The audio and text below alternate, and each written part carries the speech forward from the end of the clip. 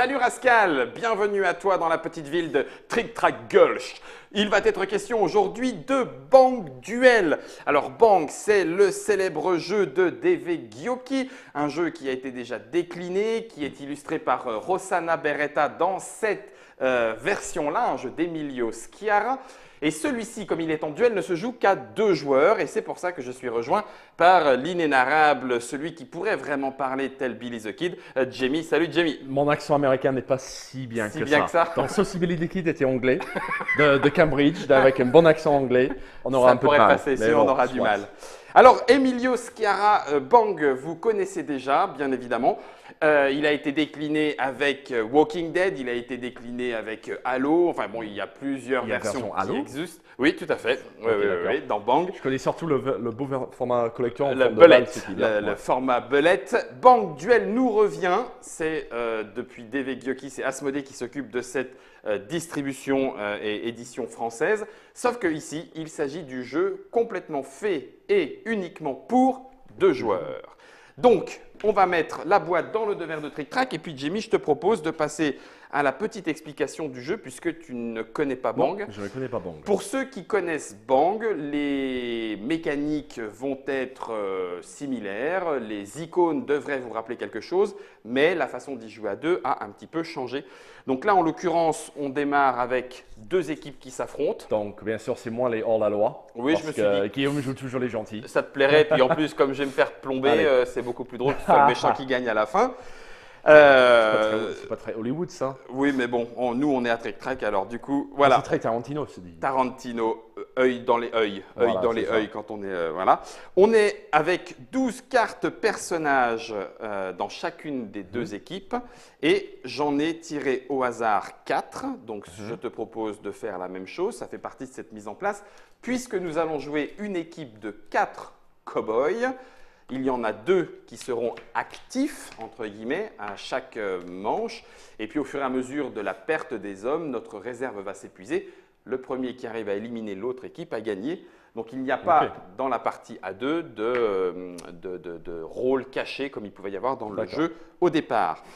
Et puis sur les 2 premiers que tu vas piocher, que tu vas mettre face visible, voilà. Donc, j'ai le On va Sundance Kid et Pearl Hat. voilà, tes 2 premiers personnages.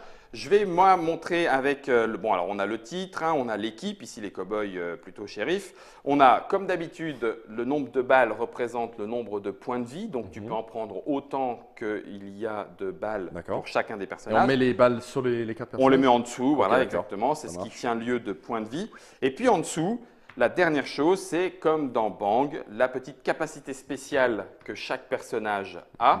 Éventuellement ici surmonté d'une flèche, une double flèche qui indique effet permanent. D'accord. Donc toujours actif quoi qu'il en soit. Ça marche. C'est un des symboles qu'on retrouvera aussi dans le jeu. Donc quand tu vois double flèche, une fois que c'est joué, c'est un effet qui fonctionne tout le temps. Ça marche. On a donc nos points de vie et on a pour l'instant notre propre deck de cartes avec lesquelles on va jouer. Une pour les hors-la-loi, une pour les shérifs. Exactement. La petite particularité de ce deck, c'est qu'au fur et à mesure qu'on va les jouer, on va les poser au centre et ça va devenir, quand on n'en aura plus, une pioche commune. C'est-à-dire que nos cartes vont être mélangées et changer un petit peu la donne au point de vue des proportions. Dans ces cartes-là, il y a 3 couleurs différentes. Il y a les cartes rouges qui sont les cartes les plus importantes puisque c'est celles qui permettent de se flinguer joyeusement la face. Avec le petit symbole qui est ici. Et ce petit symbole, il est tout particulier puisque c'est ce qu'on appelle depuis le tir, bang. Et on ne peut en jouer qu'un seul par tour. D'accord. Voilà, Ok. on est limité à ça. Donc les cartes rouges, ça se joue comme une carte action, c'est-à-dire que je la joue, je la défausse, boum, j'ai tiré, voilà, terminé. Il y a d'autres cartes qui peuvent avoir le même symbole, mais si elles ne sont pas à bord rouge, alors c'est qu'elles ne comptent pas comme l'unique bang qu'on peut jouer. Ok, D'accord ? ça marche. D'ailleurs, voyons l'équipement. L'équipement, ce sont les cartes à bord bleu, comme dans le jeu de base. Donc, ces cartes à bord bleu vont être jouées, posées sur la table pour ensuite être activées. Ce sont entre guillemets des permanents. D'accord, Pour les ok. habitués du jeu de cartes, ça ira beaucoup plus vite. Et on les joue à côté du joueur à qui elle appartient. Donc ça veut dire qu'il va y avoir des cartes qui vont venir à gauche ou à droite de nos personnages parce que c'est lui qui a le Stetson, c'est lui qui a la Palouza, c'est lui qui… Voilà. Donc on les joue sur un de nos personnages, voire éventuellement, on va voir les petits cas particuliers sur les personnages de l'adversaire.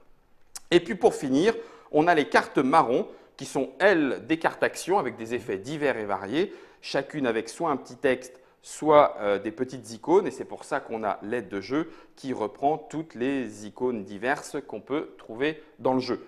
Alors on va s'arrêter un petit peu sur certaines de ces icônes qui sont particulières. Le premier avec le chapeau transpercé par une balle qui correspond à l'effet raté, esquive, donc je la joue. Si c'est une carte bleue, je la défausse, hop, tu m'as raté. Si c'est une carte marron, je la joue, boum, tu m'as raté, j'ai fait une esquive. Ça pourrait même être le pouvoir d'un de mes personnages. D'accord. Voilà. L'autre symbole un petit peu particulier, c'est le symbole rechargé, donc avec la petite tourette à balles là, du Colt chargeur. Et donc, on peut activer, c'est-à-dire défausser la carte qui comporte ce symbole pour piocher des cartes. C'est ce qui nous permet de recharger un petit peu notre main en cartes. Alors après, alors que dans Bang, normalement, il y avait les symboles d'un jeu de cartes plutôt type poker, donc pique, cœur, carreau, trèfle. Ici, on a des symboles qui sont différents, symbole dynamite, symbole fer à cheval. Voilà, il y a 4 symboles plus ou moins rares. Donc, il y a des cartes qui sont plus ou moins facilement activables. On ne va pas rentrer dans les détails pour cette petite explication. Et enfin, la particularité du jeu, réellement, c'est cette petite tuile qui permet d'indiquer qui est le personnage actif, surnommé PA, personnage actif, et qui est le personnage qui est en réserve parmi les deux personnages. D'accord. Alors, pourquoi est-ce que ça a son importance? Eh bien, je vais prendre la deuxième petite aide de jeu que je vais vous montrer ici en caméra déportée. Voilà. Et on peut remarquer que la carte rouge, donc la carte tir, ne peut se jouer que sur le personnage actif de l'adversaire. D'accord? Quand tu le retournes, puisque du coup tu es là, voilà, exact. Maintenant, la carte marron, la carte action, on peut la jouer sur le personnage actif ou sur nos deux personnages à nous.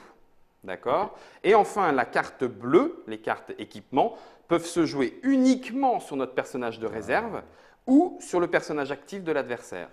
D'accord? Donc, on a la petite aide de jeu.